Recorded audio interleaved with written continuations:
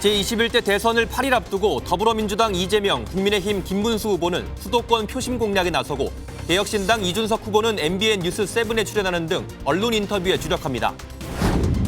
어제부터 대선 투표용지 인쇄가 시작된 가운데 경기 시흥에 조성된 거북선 관련 발언을 놓고 후보 간 난타전이 이어졌습니다. 판사 대표들이 오늘 전국 법관회의에서 이재명 민주당 대선 후보 판결로 촉발된 사법부 안팎의 논란에 대해 공개 입장을 표명할지 논의합니다. 트럼프 미국 대통령이 하버드대 외국인 학생 등록을 차단한 데 이어 유학생들의 이름과 국적을 공개하라고 요구했습니다. 시청자 여러분 안녕하십니까? 제21대 대선이 8일 앞으로 다가왔습니다. 엿새간의 재외투표는 마무리 단계에 접어들었고 오늘은 배에 승선 중인 유권자 3천여 명에 대한 선상투표가 시작됩니다.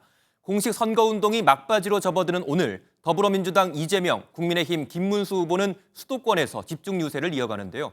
개혁신당 이준석 후보는 방송기자클럽 토론회에 이어 MBN 뉴스7에도 출연할 예정입니다. 오늘 굿모닝 MBN 첫 소식은 정예린 기자가 준비했습니다.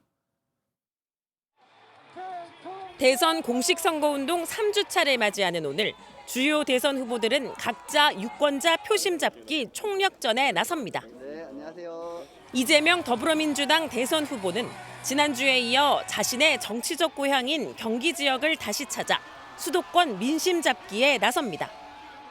먼저 경기 수원 아주대학교에서 대학생들을 만나 학업과 취업 문제 등 고충을 청취하고 이들을 겨냥한 공약도 발표합니다. 이어 수원 영동시장에서 시민들을 만납니다. 이후에는 용인 당국대 죽전 캠퍼스를 찾아 다시 한번 젊은 층에게 지지를 호소한 뒤 남양주 평내호평역 광장에서 일정을 마무리합니다. 김문수 국민의힘 대선 후보는 오늘 지방과 수도권 동시 공략에 나섭니다. 김 후보는 먼저 충남 천안에서 지방시대 공약을 발표하며 일정을 시작한 뒤 안성, 평택 등 경기 남부권에서 시민들을 만납니다. 이어 경기지사 시절 조성했던 평택 캠퍼스를 찾아 치적을 강조하는 한편 반도체 산업과 관련된 정책을 논의합니다. 이후 오산과 용인을 잇따라 방문한 뒤 서울 도봉구 방학동 집중 유세로 일정을 마무리합니다. 지난 주말 수도권 민심 잡기에 집중했던 이준석 개혁신당 대선 후보는 오늘 언론 인터뷰에 집중합니다. 이 후보는 한국방송기자클럽 초청 토론회에 참석해 정치 세대 교체 필요성을 재차 강조하는 한편 국민의힘의 단일화 요구에 대한 입장도 밝힐 것으로 보입니다. 이후 이 후보는 오늘 저녁 MBN 뉴스7에 출연할 예정입니다. 한편 오늘부터 시작되는 선상투표는 우리 국민이 선장인 원양어선 등 배 454척에 승선한 유권자 3천여 명을 대상으로 나흘간 이어집니다. MBN 뉴스 정예린입니다. 이준석 개혁신당 대선 후보는 김문수 국민의힘 대선 후보의 러브콜에 선을 그으며 거듭 완주 의지를 밝히고 있습니다. 오히려 김 후보와 더불어민주당 이재명 후보, 무소속 황교안 후보를 싸잡아 부정선거론자로 규정하면서 단일화는 이 세 사람끼리 하라고 받아쳤습니다. 이어서 윤지원 기자가 보도합니다. 서울 종로 유세를 마친 이준석 개혁신당 대선 후보는 김문수 후보와의 단일화 가능성을 일축했습니다. 이 후보는 단일화는 생각이 맞는 사람들이 하는 것이라며 김 후보가 단일화할 대상은 자신이 아닌 이재명 후보와 황교안 후보라고 응수했습니다. 부정선거에 대해서 의견이 비슷했던 세 후보, 황교안, 그리고 김문수, 그리고 이재명 후보는 단일화를 해도 좋다. 저는 그 외에 나머지 단일화에는 전혀 관심이 없습니다. 국민의힘을 향해서는 도움이 되지 않을 것이라면 가만히 있으라고 일침을 가했습니다. 국민의힘은 자꾸 이재명 후보가 수세에 몰릴 때마다 단일화 담론으로 이재명을 돕고 있습니다. 국민의힘이 마이크 끄는 것부터 이재명 후보의 몰락은 가속화될 겁니다. 동시에 지지율 상승에 대한 기대감을 드러냈습니다. 여론조사에 지난 2차 TV토론의 여파가 반영되면 자신의 지지율이 오를 것이라고 본 겁니다. 2차 데드라인으로 거론되는 사전투표가 사흘 앞으로 다가온 상황에서 이 후보가 완주 의지를 굽히지 않고 있어 보수 단일화는 멀어지고 있습니다. MBN 뉴스 윤지원입니다. 국민의힘을 탈당한 홍준표 전 대구시장은 이준석 개혁신당 후보의 대선 완주에 힘을 실어주는 듯한 입장을 내놨습니다. 이준석 후보에게 투표하는 건 사표가 아니라 미래에 대한 투자라고 말하기도 했습니다. 단일화에 사활을 건 국민의힘 안팎에서는 격한 반발이 터져나왔습니다. 안병수 기자의 보도입니다. 대선까지 정치 논평을 자제하겠다던 홍준표 전 대구시장이 약 열흘 만에 침묵을 깼습니다.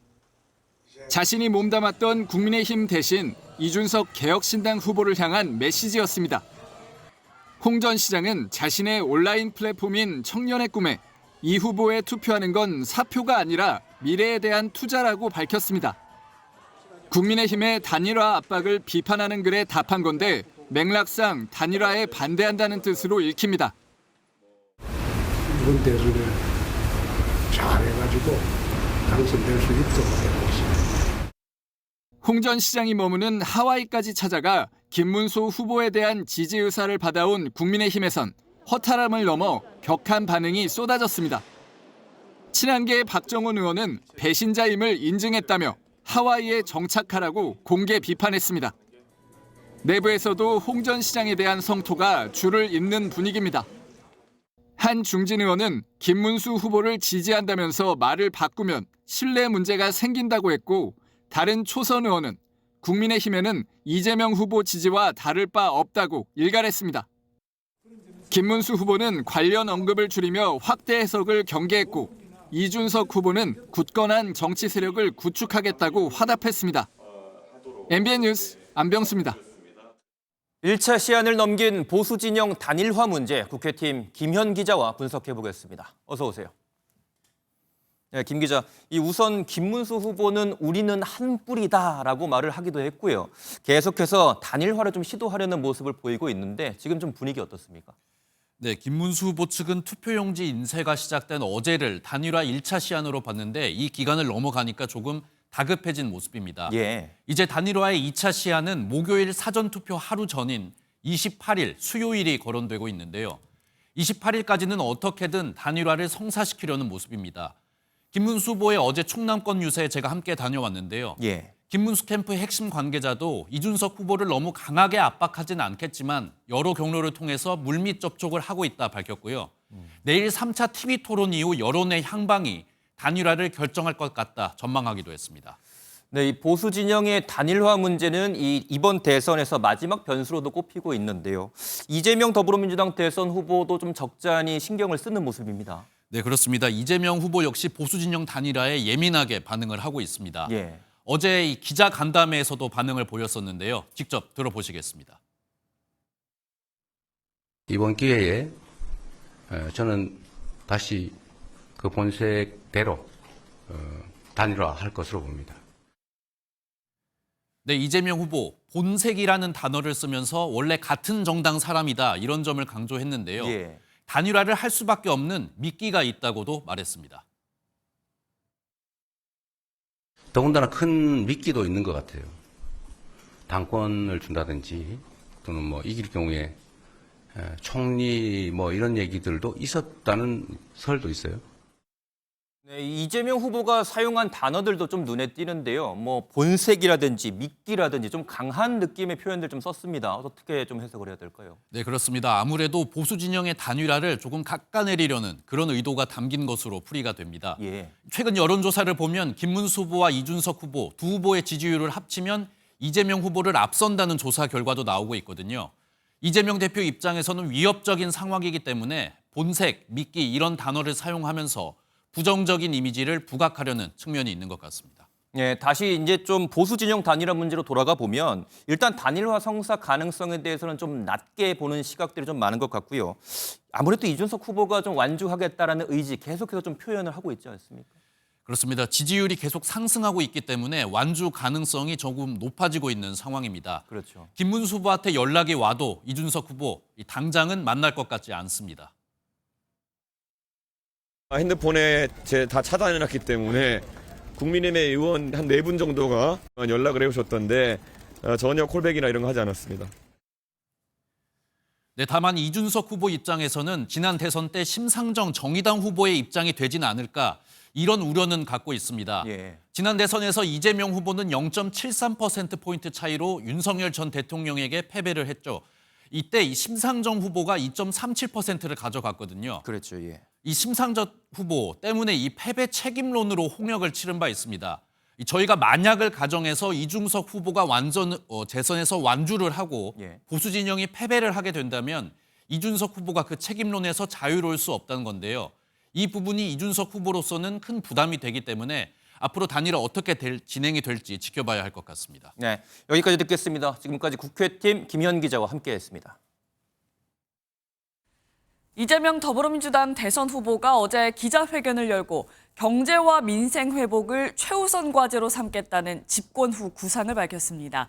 또 사법개혁은 급한 일이 아니라며 갈등을 불을 사안엔 힘을 빼지 않겠다, 정치 보복은 없을 것이다 강조했는데요.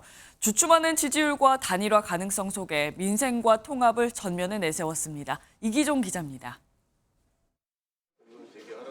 이재명 민주당 대선 후보가 공식 선거운동 시작 후 처음으로 기자회견을 열었습니다. 이 후보는 새 정부가 곧바로 난파선의 키를 잡아야 한다며 준비된 후보임을 강조했습니다. 그러면서 민생 경제를 최우선 과제로 내세웠습니다. 가장 먼저 대통령이 지휘하는 비상경제 대응 TF를 구성할 것입니다. 즉시 실행 가능한 민생경제 대책을 신속히 마련해서 이를 위해 효율적인 추가 추경, 기업활동 지원을 위한 규제개혁 필요성을 밝혔습니다. 경제를 살리기 위해서라면 이념과 진영을 가리지 않겠다고 강조한 이 후보는 사법, 검찰개혁은 서두를 일이 아니라고 말했습니다.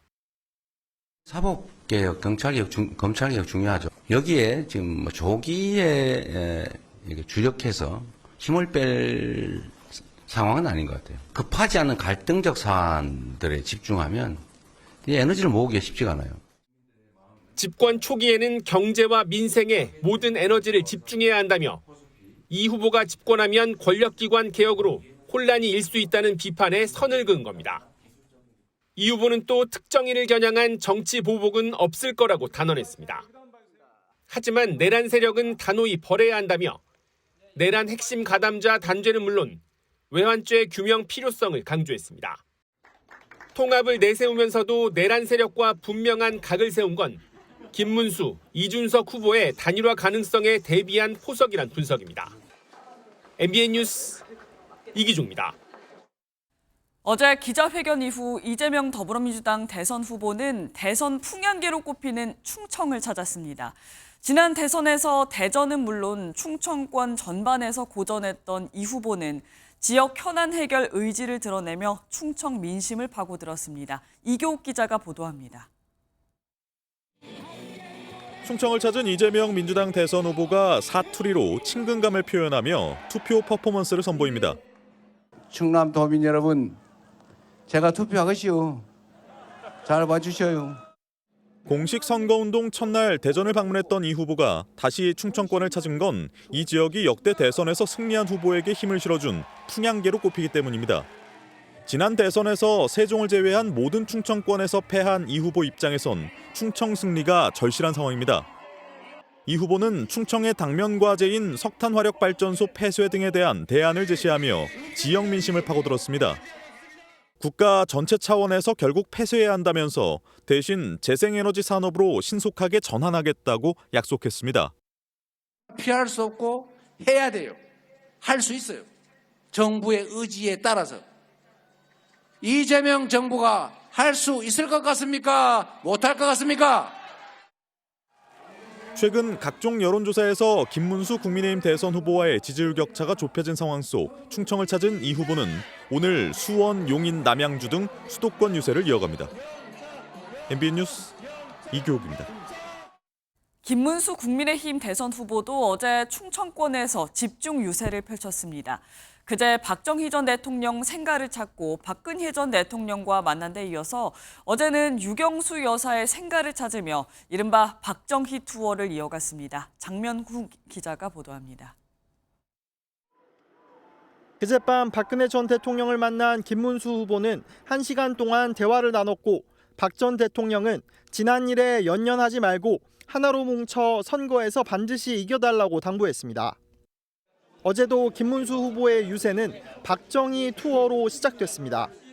첫 일정으로 충북 옥천에 있는 고 유경수 여사 생가를 찾았는데 박정희, 박근혜 전 대통령과 유경수 여사까지 박정희 향수를 자극하며 보수층 결집에 집중했습니다. 유경수 여사님은 사랑의 어머니입니다.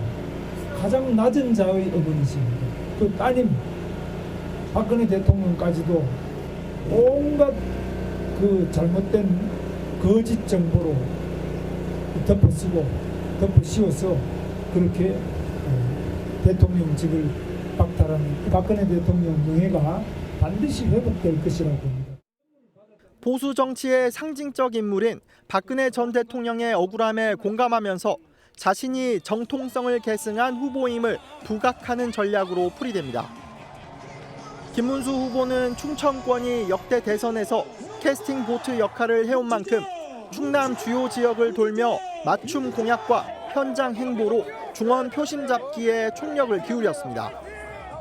또 국민의힘 당원 당규를 고쳐 대통령의 당무 개입을 원천 차단하겠다며 사당화 정치에 마침표를 찍겠다고도 강조했습니다. MBN 뉴스 장명호입니다. 제21대 대선 본투표는 6월 3일에 시행되고 사전투표는 이번 주 목요일과 금요일 이틀 동안 치러집니다. 양당 대선 후보가 모처럼 사전투표에 참여해달라고 한 목소리를 냈는데 왜 그런 건지 그 이유를 이혁근 기자가 분석해봤습니다. 이재명 더불어민주당 대선 후보가 본격 유세 전 팻말 하나를 높이 듭니다.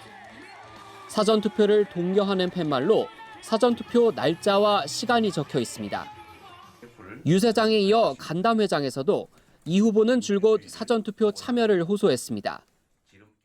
사전투표일은 5월 29일, 30일은 주말이 아닌 휴일이 아닌 평일, 목요일, 금요일입니다. 이 점을 꼭 기억해 주시면 고맙겠습니다. 김문수 국민의힘 대선 후보 역시 사전투표 참여를 강조했습니다. 다만 김 후보는 사전투표 관리 실태는 문제점이 여러 번 지적됐지만 당장 제도 개선이 이뤄질 수 없는 게 현실이라고 덧붙였습니다. 사전투표를 꺼리는 보수 지지층을 안심시키려는 방책으로 풀이됩니다. 사전투표의 감시 감독을 철저히 하겠습니다. 그러니 걱정 마시고 사전투표에 참여해 주시기 바랍니다. 저도 사전투표에 참여하겠습니다. 두 후보가 같은 목소리를 낸 건 각자 표 계산에서 사전투표 독려가 더 유리하다고 판단했다는 분석입니다. 민주당 입장에서는 사전투표율이 높으면 더 유리하다고 판단을 하고 있습니다. 국민의힘에서는 만약에 사전투표 하지 말라고 하면은 사전투표에 나서는 유권자들의 역풍을 받을 수가 있을 것이기 때문에 사전투표 투표율은 이번 대선 민심의 향방을 예측할 수 있는 첫 가늠자가 될 전망입니다. MBN 뉴스 이혁근입니다. 경기도 시흥에는 거북이 모양의 인공섬, 거북섬이 있는데요. 이 섬이 대선 선거운동 막판에 논쟁의 한복판에 섰습니다. 이재명 더불어민주당 대선 후보가 경기지사 시절 관광 유인이 없는 거북섬에 인공 서핑장을 유치했다고 말하자 국민의힘과 개혁신당은 실패한 사업인데 이 후보가 자화자찬한다면서 협공에 나섰습니다. 장덕진 기자가 보도합니다. 이재명 더불어민주당 대선 후보는 경기 시흥시 유세 현장에서 거북섬을 거론했습니다. 거북섬의 그 웨이브파크라고 요새 장사 잘 되나 모르겠네요. 인허가와 건축 완공하는데 2년 정도밖에 안 걸리게 신속하게 해치워서 거기가 지금 완공이 된 겁니다.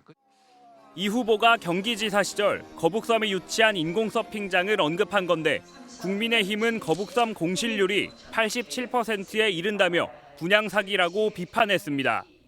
원래 핵심이었던 여러 가지 사업들이 다 부도가 났습니다. 호텔도 또 상가도 지금 상가 공실률은 87%에 이르고 있습니다. 이준석 개혁신당 대선 후보는 이재명 후보가 현실 모르는 소리를 한다고 지적했습니다. 누가 시흥시에 가가지고 거북섬에 그런 웨이브파크 때문에 상처 입은 상인들 앞에서 그거 자기 웨이브파크 유치하느라 잘했다고 누가 그런 말 하라고 강제했습니까? 하지만 민주당 선대위는 이 후보가 거북섬 사업을 치적으로 자랑하지 않았다며 이준석 후보와 나경원 국민의힘 의원 등에 대해 허위사실 공표죄로 경찰에 고발했습니다. 거북섬 난타전과 별도로 국민의힘은 이 후보의 커피 원가 120원, 해운사 HMM 부산 이전 등의 발언에 대해 허위사실 공표죄로 고발하기도 했습니다. MBN 뉴스 장덕진입니다. 전국 법원의 판사 대표들이 모여 의견을 나누는 전국 법관대표회의가 오늘 오전에 열립니다.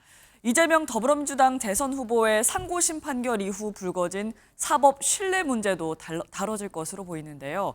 대선을 불과 8일 앞두고 열리는 만큼 정치적 논란을 우려하는 내부 신중론도 나오고 있습니다. 박규원 기자가 보도합니다. 오늘 열릴 전국 법관대표회의에 상정된 안건은 두 가지입니다. 첫째는 재판 독립 가치 확인과 재판 공정성 준수 의지 표명에 관한 내용입니다. 두 번째 안건에선 사법 신뢰 훼손에 대한 인식과 개별 재판을 이유로 한 책임 추궁 등 재판 독립 침해 우려에 대한 내용을 다룹니다. 안건에 직접 언급되진 않았지만 회의 소집에 발단이 됐던 대법원의 이재명 후보 사건 파기환송 결정에 대한 경론도 펼쳐질 것으로 보입니다. 다만 대선을 8일 앞둔 상황에서 법관들이 의견을 내는 것이 정치적으로 비춰질 수 있다는 내부 신중론도 커지고 있습니다. 때문에 이번 임시회의에서는 논의만 거치고 의결까지 이루어지지는 않을 것이라는 분석도 나옵니다. 한 부장판사는 MBN과의 통화에서 회의 소집부터 반대표가 많았기 때문에 안건이 부결되거나 의결 자체를 미루는 등 소극적인 회의가 될 가능성이 높다고 밝혔습니다. 실제로 회의 소집 투표 당시 구성원 126명 중 절반이 넘는 70명이 반대표를 던진 바 있습니다. 법관 대표회의가 구체적 입장을 발표하려면 참석자 과반수의 찬성을 얻어 안건이 의결돼야 합니다. 사법부의 중립성에 대한 논란이 커지는 상황에서 법관 대표회의가 어떤 결정을 내릴지 관심이 모입니다. MBN 뉴스 박규원입니다. 오늘 서울중앙지법에서 윤석열 전 대통령의 내란 혐의 5차 공판이 열립니다. 6차 공판은 다음 달 9일로 예정되어 있어 오늘이 대선 전에 열리는 마지막 재판인데요. 이번에도 윤 전 대통령은 지상 출입구로 공개 출석하는데 오늘은 취재진의 질문에 입장을 밝힐지 주목됩니다. 박혜빈 기자가 보도합니다. 윤석열 전 대통령의 내란 우두머리 혐의 사건 5번째 공판이 오늘 열립니다. 윤 전 대통령은 지금까지 법원 포토라인에서 단 한 차례도 입을 열지 않았습니다. 비상계엄 선포에 대해 사과하실 생각 있나요? 문 부수고서라도 들어가라 지시한 적 없습니까? 오늘도 지상 출입구로 공개 출석할 예정인데 대선을 앞둔 마지막 재판이라는 점에서 입장을 밝힐지 관심이 쏠립니다. 이번 재판에서는 12.3 비상계엄 사태 당시 국회에 병력을 투입한 이상현 특전사 1공수 여단장에 대한 증인 신문이 이뤄집니다. 이 여단장은 지난 2월 곽종근 전 육군 특수전 사령관으로부터 윤 전 대통령이 문을 부숴서라도 국회의원을 끌어내라, 전기라도 필요하면 끊으라는 지시를 받았다고 밝힌 바 있습니다. 이번 재판에서도 윤 전 대통령의 지시가 있었다고 인정하는 증언이 재차 나올지 주목됩니다. 또한 재판에선 비화폰 서버 압수수색을 둘러싼 검찰과 윤 전 대통령 측의 공방도 예상됩니다. 앞서 지난 23일 경찰이 윤 전 대통령의 비화폰 서버 기록을 확보했고 검찰도 같은 날 재판부의 관련 서버에 대한 압수수색 영장 발부를 요청했습니다. 이미 기소된 사건은 재판부가 직권으로 압수수색 영장을 발부할 때만 기록 확보가 가능합니다. 재판부는 검찰 측 의견서를 검토한 뒤 영장 발부 여부를 판단할 예정입니다. MBN 뉴스 박혜빈입니다. 경기도 시흥에서 전자발찌를 찬 30대 남성이 자신의 집에서 외국인 여성을 흉기로 찌르고 달아났습니다. 음주운전으로 강원도 춘천까지 도주한 뒤 도로 가드레일을 들이받고 쓰러졌다 경찰에 붙잡혔습니다. 이재호 기자가 보도합니다. 어둠이 짙게 깔린 골목길에 경찰차 한 대가 멈춰섭니다. 어제 새벽 2시쯤 30대 외국인 여성이 한 남성의 집 안에서 흉기에 찔렸다는 신고를 받고 출동한 겁니다. 이 남성은 마사지업소 직원인 여성에게 성관계를 요구했다 거부당하자 범행한 것으로 알려졌습니다. 범행을 벌인 남성은 술을 마신 상태에서 승용차를 끌고 강원도 춘천으로 도주했습니다. 병원으로 옮겨진 여성은 생명엔 지장이 없는 것으로 파악됐습니다. 해당 남성은 과거 성범죄 사건으로 전자발찌를 착용한 상태였습니다. 경찰이 또 왔다 갔는데 무릎에 뭐가 문제냐면 전자발찌를 차고 있었던 사람이 다시 범행을 저지르고 그거니까 심각하게 본 거죠. 법무부와 추적에 나선 경찰은 강원도 춘천의 한 도로에서 사고를 내고 쓰러져 있던 피의자를 붙잡았습니다. 경찰은 해당 남성이 회복하는 대로 정확한 범행 경위 등을 조사할 계획입니다. MBN 뉴스 이조입니다.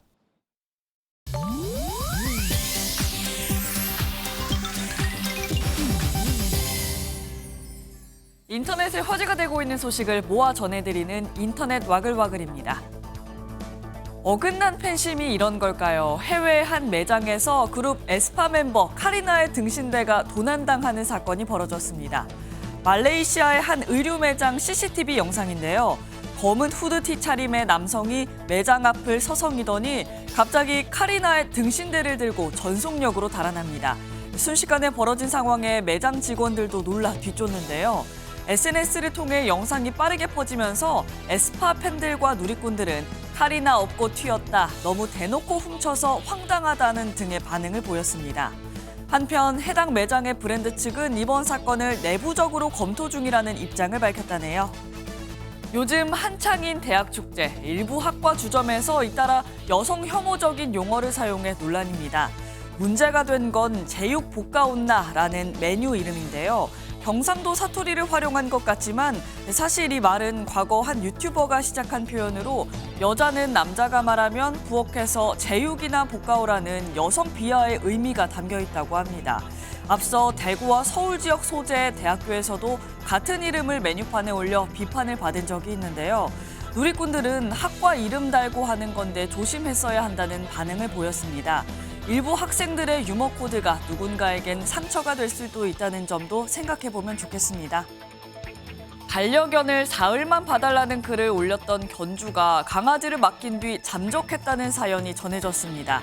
중고거래 앱에 간식을 먹고 있는 반려견 사진과 함께 분리불안이 있다, 강아지를 사흘만 봐달라는 글이 올라왔는데요. 이에 한 누리꾼이 반려견을 데리고 와 돌봐줬는데 돌연 강아지 주인이 앱을 탈퇴했다는 사연입니다. 강아지를 봐준 당사자는 현재 애타게 견주를 찾고 있는데요. 이런 경우 견주를 고발하는 방법이 있긴 하지만 대부분 강아지는 동물보호소에 가야 한다고요. 누리꾼들은 동물 유기 범죄로 처벌해야 한다며 목소리를 높였습니다. 지금까지 인터넷 와글와글이었습니다. 다소 선선했던 주말이 지나고 이번 주부터는 평년을 웃도는 초여름 날씨가 이어집니다. 구름 없는 맑은 하늘에 햇살이 강하겠지만 밤이 되면 기온이 뚝 떨어져 일교차가 클 거라고 하니 환절기 건강 관리에 유의하셔야겠습니다. 김민수 기자가 보도합니다. 거대한 정체전선이 남쪽을 지나가면서 한반도 상공이 텅 비어 보입니다. 어제부터 우리나라에 고기압이 자리 잡은 모습입니다. 오늘 서울의 낮 기온은 26도로 기온이 점차 오르면서 목요일인 29일엔 28도를 기록해 평년을 웃돌 것으로 예보됐습니다. 지상의 고기압이 상공엔 차고 건조한 공기가 자리 잡으면 구름 없이 맑은 날씨가 지속돼 일조량이 증가해서입니다.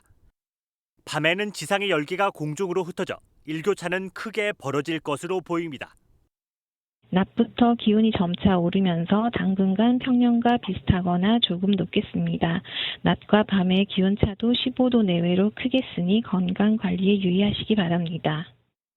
오늘 저녁부터 이틀간 강원 동부와 경북 내륙 일대엔 천둥 번개를 동반한 소나기가 내립니다. 모레까지 전국에 산발적으로 내리는 비의 양은 5에서 20mm로 예상되고 금요일인 30일부터 남부지방을 시작으로 점차 날이 흐려지겠습니다. MBN 뉴스 김민수입니다. 요즘 기온이 오르고 습기까지 더해지면서 에어컨을 틀기 시작한 가정이나 영업장들도 있을 텐데요. 올여름 무더위가 예고되면서 아직 5월인데도 벌써부터 에어컨이 불티나게 팔리고 있습니다. 대형마트의 에어컨 코너 역시 손님으로 북적이고 있습니다. 보도에 강서영 기자입니다. 모처럼 비구름이 걷히고 따가운 봄 햇살이 내리쬐는 주말 오후, 대형마트 에어컨 판매장엔 소비자들의 발길이 끊이질 않습니다. 올여름이 평년보다 더울 거란 전망 속에 대형마트 에어컨 판매량은 지난해 같은 기간보다 최대 67%까지 늘어난 것으로 나타났습니다. 마트들은 발빠르게 사은 행사를 시작하며 소비자 잡기에 나섰습니다. 에어컨이 팔려나가기 시작하면서 매장에서 준비한 사은품 선풍기 50대도 열흘 만에 동이 났습니다. 기온이 급격히 오른 최근 5일 동안은 삼성전자 가정용 에어컨이 하루 평균 10,000대씩 팔리며 지난해 6월 수준의 판매량을 기록했습니다.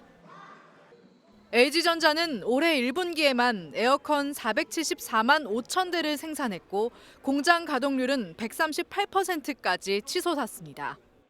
이런 분위기면 전국적으로 에어컨이 좀 많이 나가기 시작했다. 전기세 부담이 커지면서 소비자들이 기존 제품을 효율 좋은 신제품으로 교체하고 있다는 점도 판매량 증가의 원인으로 꼽힙니다. 첫째는 절전, 그리고 두 번째는 가성비. 전기요금이 생각보다 좀 비싸고 또 이렇게 누진세가 있으니까. 더워지는 날씨 속 소비자들의 시선이 절전과 가성비에 쏠리며 에어컨 시장은 벌써부터 달아오르고 있습니다. MBN 뉴스 강서영입니다. 트럼프 미국 대통령이 이번엔 하버드 대학교에 소속된 외국인 학생의 이름과 국적을 공개하라고 요구했습니다. 자신의 정책을 따르지 않는 하버드대를 상대로 또 공세에 나서는 모습입니다. 김문영 기자가 보도합니다. 도널드 트럼프 미국 대통령이 또다시 하버드 대학교의 외국인 학생을 걸고 넘어졌습니다. 트럼프 대통령은 SNS에 글을 올려 하버드 대학교에 재학 중인 외국인 학생이 31%에 달하는데 학생 이름과 국적을 공개하지 않고 있다며 이를 공개해야 한다고 주장했습니다. 앞서 트럼프 행정부가 하버드대의 외국인 학생 등록을 차단하는 초강수를 꺼냈지만 연방법원이 하버드대의 가처분 신청을 받아들여 조치가 일시 중단된 가운데 또 공세에 나선 겁니다. 다만 하버드대는 이미 지난해에 외국인 학생의 국적 목록을 밝혔고 재학생 중 외국인 학생의 비율은 27%라고 공개한 바 있습니다. 외국인 학생을 차단하는 조치는 미국 시민의 등록금 부담을 높이고 대학 경쟁력의 약화로 이어질 수 있어 학계의 우려를 낳고 있습니다. The ultimatum was so absurd that Harvard had no choice but to reject that research that is now being done won't be done. 하지만 트럼프 대통령은 괜찮다며 이민 정책에 변화가 있을 가능성까지 시사했습니다. A lot of CEOs in the United States, big companies, are foreign. What is that going to do? I'm fine with that. We're actually going to be doing something in the near future that's going to make it possible for people to come into this country and come in and, have a road toward citizenship. 독일 외교부 등 각국 정부는 유학생의 권익 보호를 위해 미국의 공식 입장을 전달하고 협의한다는 계획입니다. MBN 뉴스 김문영입니다.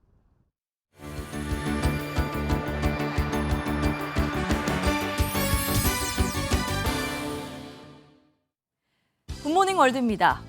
남아메리카에 서식하며 동글동글 귀여운 외모로 인기가 많은 카피바라. 보통 동물원에서나 볼 수 있던 카피바라가 생각지 못한 물건과 함께 발견됐습니다. 어떻게 된 일일까요? 여기 커다란 설치류 카피바라가 보이시나요?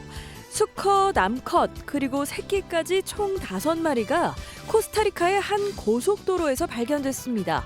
경찰이 추적하다가 세운 마약 차량에 타고 있었다는데요. 카피바라는 코스타리카엔 서식하지 않는 외래종으로 야생에 방사할 수 없다 보니 우선 보호시설에 보내질 예정이라고 합니다. 최근 남아메리카에선 마약과 함께 외래종을 밀반입 하는 일이 늘고 있다는데요. 생태계가 교란되는 일이 없도록 단속이 잘 됐으면 좋겠습니다. 흔히 겉으론 드러나지 않는 남모를 부단한 노력을 두고 백조의 발장구 같다고 하는데요. 여기 백조는 아니지만 백조 못지않은 발장구로 세계 기록을 세운 남성이 있습니다. 물속에서 머리 위에 축구공을 얹고 균형을 유지하고 있는 남성. 알고 보니 발이 닿지 않는 곳에서 계속 헤엄치며 버티는 거였군요. 단순히 재미를 위한 묘기처럼 보이지만 사실은 세계 기록에 도전하고 있는 건데요. 쿠바의 전직 수구 국가대표라는 이 남성. 무려 31분 2초 동안 버티는 데 성공하며 기존 기록을 경신했습니다. 그는 이미 11개의 기네스 세계 기록을 보유하고 있는데 이번 도전으로 12번째 기록 등재를 기다리고 있다네요.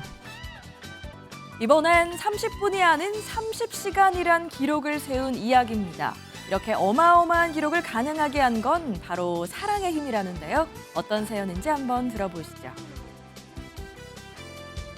급류를 가르며 노를 젓는 남성. 31시간 동안 한 번도 멈추지 않았는데 바로 6살 아들을 위해서입니다. 아들은 희귀 질환인 듀센 근이형양증을 앓고 있는데 근육이 약해져 10살 무렵엔 걷지 못하게 되고 30을 넘기기 어려워진다고 합니다. 치료법을 찾았지만 거액의 치료비를 마련할 수 없던 아버지는 지원단체와 함께 도전에 나섰는데요. 근육 경련에 환각 증세까지 생겼지만 낮이고 밤이고 노젓기를 멈추지 않았다고요. 병마와 싸우는 아들을 떠올리며 거센 물살을 헤쳤을 아버지의 모습이 가슴 뭉클하네요. 지금까지 굿모닝 월드였습니다.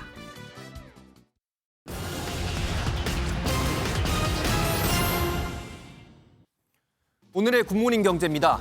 아파트값이 오르면서 서울 주택 평균 매매 가격이 10억 원을 돌파했습니다. 서울 주택의 평균 매매 가격은 지난달 10억 398만 원으로 관련 통계를 내기 시작한 뒤 최고치를 기록했습니다.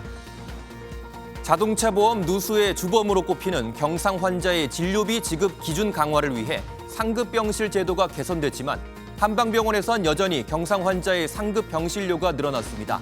한방병원의 차보험 경상 환자 상급 병실료는 2022년 약 160억 원에서 지난해 약 247억 원으로 54%나 증가했습니다.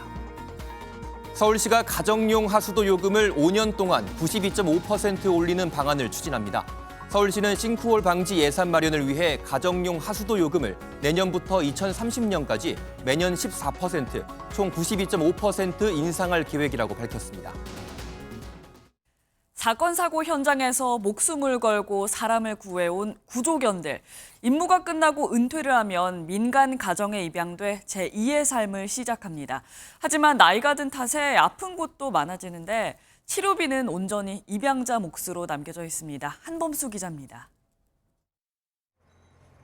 토사가 쏟아진 붕괴 현장을 뛰어다니고 폭우로 물이 불어난 강에서 실종자를 찾고 화재 현장에도 투입됩니다.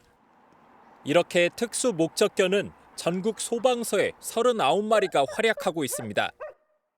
200차례 가까이 출동해 5명을 구조한 수안이도 마찬가지입니다. 2019년 은퇴 뒤 민간 가정에 입양됐지만 뇌수막염에 걸려 휠체어 신세를 지다 지난해 숨을 거뒀습니다. 수안이처럼 아프고 이러면은 뭐 CT도 찍어야 되고 MRI도 찍어야 되고 근데 한꺼번에 뭐 이제 막 몇백만 원씩 들어가니까. 강 씨 가족은 국내 1호 화재 탐지견인 다솔이도 입양했는데 다솔이 역시 관절에 문제가 생겨 주기적으로 병원을 다닙니다. 하지만 정부 지원이 없다 보니 은퇴견의 진료비는 오로지 입양자가 떠안는 게 현실입니다. 많은 훈련과 이제 또 활동들을 했었기 때문에 관절 질환에 대한 그 우려가 좀 있었고요. 노령이다 보니까 아픈 질환들을 가지고 있어서 일각에선 입양 가정에게 금전적 지원이 필요하다는 지적도 나옵니다. 50% 정도는 보호자가 감당할 수 있는 정도로 그렇게만 보완이 돼도 지금보다는 훨씬 더 부담이 좀 줄고. 지난 21대 국회에서 입양 가정을 지원하는 동물보호법 개정안이 발의됐지만 국회 임기 만료로 폐기됐습니다. MBN 뉴스 한범수입니다. 올 시즌 프로야구 흥행을 이끄는 중심엔 바로 조류동맹 한화와 롯데 동반성장이 있습니다. 급기야 2위 자리를 두고 이틀 연속 연장 혈투를 펼쳤는데요. 한화가 연장 끝내기 승리로 하루 만에 2위를 되찾았습니다. 치열했던 경기 내용을 최영규 기자가 전해드립니다. 21경기 연속 대전구장을 가득 메운 홈팬들 앞에서 한화 4번 타자 노시환의 방망이가 초반 불을 뿜었습니다. 1회 말 롯데 선발 한현희를 상대로 선제 석점 홈런을 쏘아 올린 노시환은 2회에도 적시타를 때리며 기선을 제압했습니다. 하지만 팀 타율 1위에 빛나는 롯데도 5회 중심 타선이 연달아 적시타를 때려 순식간에 6점을 뽑고 승부의 균형을 맞췄습니다. 한화가 6회 말 곧바로 상대 폭투로 다시 앞서가자 롯데는 패색이 짙던 9회 초 투아웃. 전준호가 극적인 동점 솔로포를 터뜨리며 승부를 연장으로 끌고 갔습니다. 연장 10회 초 신인 정우주가 무실점으로 막은 한화는 결국 10회 말 투아웃 만루에서 문현빈의 끝내기 밀어내기 볼넷으로 짜릿한 8대7 승리를 거두고 하루 만에 2위를 빼앗았습니다. 롯데와 한화가 혈투를 벌인 사이 선두 LG는 오스틴과 문보경의 연속타자 홈런을 앞세워 SSG를 9대3으로 완파하고 한 걸음 더 달아났습니다. 대구에서는 삼성이 1회 말 역전 투런포와 9회 말 끝내기 홈런을 터뜨린 디아즈의 원맨쇼로 기아의 3대2 극적인 승리를 따냈습니다. 기아의 김도영은 4경기 연속 홈런을 기록했지만 팀 패배로 아쉬움을 삼켰습니다. MBN 뉴스 최영규입니다. 경상북도가 의성 산불이 발생한 지 2달째를 맞아 통합 재건 계획을 발표했습니다. 마을 광장과 공용식당은 물론 기반 시설이 잘 갖춰진 휴양마을로 조성해 젊은 농업인을 유입하기로 했습니다. 심우영 기자입니다. 지난 3월 대형 산불이 덮친 경상북도 의성의 한 마을. 옹기종기 모여있던 마을 주택의 절반이 넘는 64가구가 불에 탔습니다. 농기구며 창고까지 타버린 농민들은 당장 생계부터 막막합니다. 마늘에 양파 수확하게 되는데 그 한 개 쌓아놓을 자리가 없으니까 그 농사 짓는 분들은 많이 어렵죠. 그게 많이 걱정되고. 경상북도가 산불 피해 마을을 찾아 재건 계획을 내놨습니다. 단순 복구를 넘어 공동식당과 커뮤니티 센터를 갖춘 공동마을을 만들기로 했습니다. 특히 농업 위탁 경영도 할 수 있는 농촌 휴양마을을 조성해 젊은 농업인들을 유입하겠다는 계획입니다. 공동치사라든지 그 보건소라든지 문화시설 또 힐링할 공간 이런 것들을 만들어 주면은 이분들이 살기도 편안하고 그래서 나중에 집값이 많이 상승될 걸로 생각합니다. 또 집을 새로 지을 땐 2억 원까지 자금을 싸게 빌려주고 건축 설계비도 절반까지 감면해줄 방침입니다. MBN 뉴스 심호영입니다. 5월도 막바지에 접어들고 있습니다. 오늘 낮 기온은 25도를 웃돌아 따뜻하겠습니다. 다만 아직 아침 기온은 15도 안팎으로 출발하면서 일부 내륙 지역의 일교차가 20도 안팎까지 크게 벌어지겠습니다. 이번 한 주 동안 날은 갈수록 더 더워지겠습니다. 아침과 낮 기온 모두 평년 수준을 웃돌겠고요. 주 후반으로 가면 30도에 육박하면서 본격 여름에 접어들겠습니다. 오늘 전국적으로 자외선 지수가 매우 높겠습니다. 오후 한때 전북 지방에는 소나기가 오는 곳이 있겠습니다. 이 시각 현재 기온 보시면 서울이 14.1도, 청주가 15도, 대구 14도 선에서 출발하고 있고요. 한낮 기온은 서울과 춘천, 대전 26도, 전주 27도까지 올라서 어제보다 1에서 4도가량 더 높겠습니다. 당분간 우리나라는 고기압의 영향권에서 맑은 날이 많겠고요. 주 초반 곳곳으로는 소나기 예보가 들어있습니다. 내셨습니다. 저희는 내일 아침 7시에 더 알찬 소식으로 다시 찾아오겠습니다. 굿모닝 MBN 마칩니다. 시청해주신 여러분 고맙습니다.